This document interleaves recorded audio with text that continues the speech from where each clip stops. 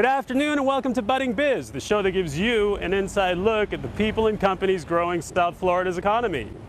I'm standing in front of this loading dock because today we're going to interview Ralph Gazzatua, President and CEO of WTDC, a freight forwarding, logistics, and supply chain solution company based in Miami.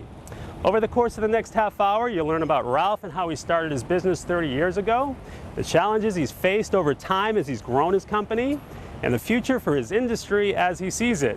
So sit back, get comfortable, and enjoy the show.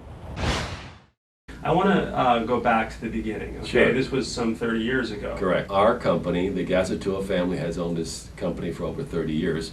And prior to this company, WTDC, we had a logistics company. And my father received a telephone call from a banker indicating that there was a piece of property for sale at a very reasonable price. And if we were interested in moving on it, so my brother, my father, and myself, we drove out to this excellent property, great location. And when we were standing there, we were asking each other the question, what are we going to do with this property? At that particular moment, coincidental how things happen, Right. A U.S. Customs official drove by, got out of the car, he knows, and says, what are you three Gazzatuas doing there? He says, well, actually, the bank told us that this is a great deal, but we need to move on it quickly. The U.S. Customs official officer said, do you know that there's not a general order warehouse, bonded warehouse at the airport? Well, guess what? We called back the bank, we bought the property in a short period of time through the application process. We became a general order warehouse, U.S. Customs bonded warehouse. And it was so successful, in less than a year, it was overflowing of business. So I guess the moral of the story is that when the right opportunity comes, seek it with tremendous amount of passion. And those entrepreneurs, we sometimes don't think the whole process through, but when it's right, you move on it quickly. Your business has changed over time quite a bit. Correct. Could you explain how it has? Well, we had, at that particular time, we had parallel operations. We had one company, which is WTDC, doing warehousing, distribution, and order fulfillment for bonded and non-bonded cargo. And at the same time, we had another company that was specializing in logistics. And we're very fortunate that we were able to sell the one company to a very, very large international logistics provider, which allowed us to stay focused on the customs bonded warehousing and distribution. 33 years ago, that specific company, WTDC, 100% of its revenue was generated by general order U.S. customs bonded freight container station. Today, that revenue line represents less than 5%. Really? So how have we been able to change? Well, guess what? You had to change. Due to technology and terms of sale of the products, those shipments that used to enter into the United States were C&F.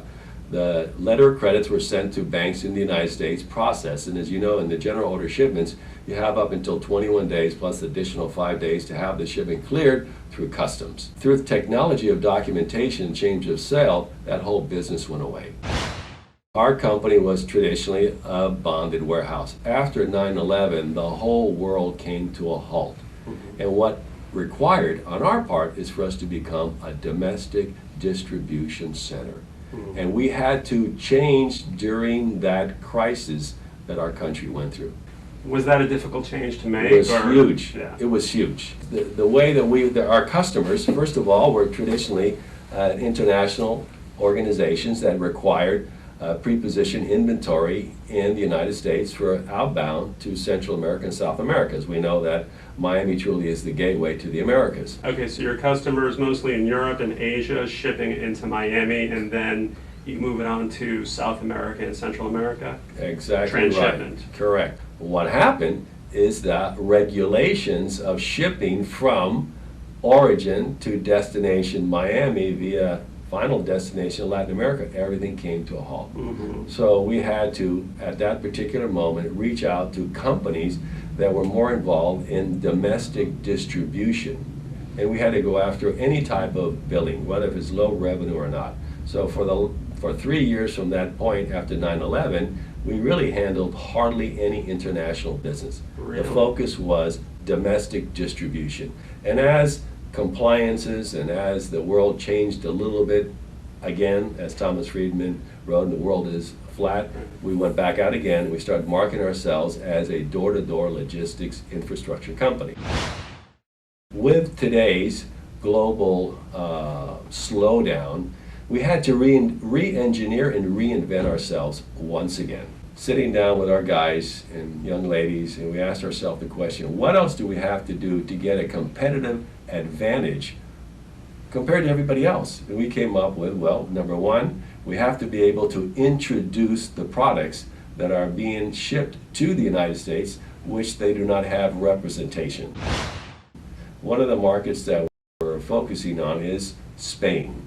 So we have reached out to the various different organizations in Spain. When those delegations come in, we have an opportunity to meet the delegates, speak to them about what are the duties and taxes that are paid in the United States, and then going after a specific industry sector which today is booming. I don't know if I should tell everybody this because they're going to go after it, Okay. but the industry sector is booming, which is the cruise ship industry. Those companies, whether in Central America, South America, Latin America, Asia, Europe, how can we introduce those companies that require to sell their products to a mass use of companies or individuals that are going to consume their products?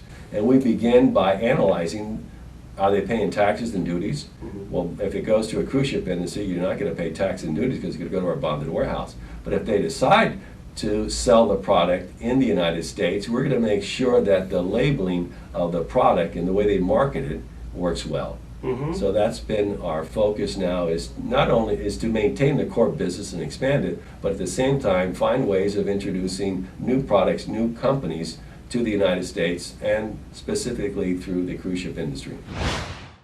Now, you also work with established companies like Correct. Bacardi, for Correct. example, and explain how you service them in the cruise ship industry. Sure. Well, Bacardi is, as we know, is one of the major brands in the world, and they pre-position their inventory at our facilities in Miami, and they work directly online with our highest level of technology.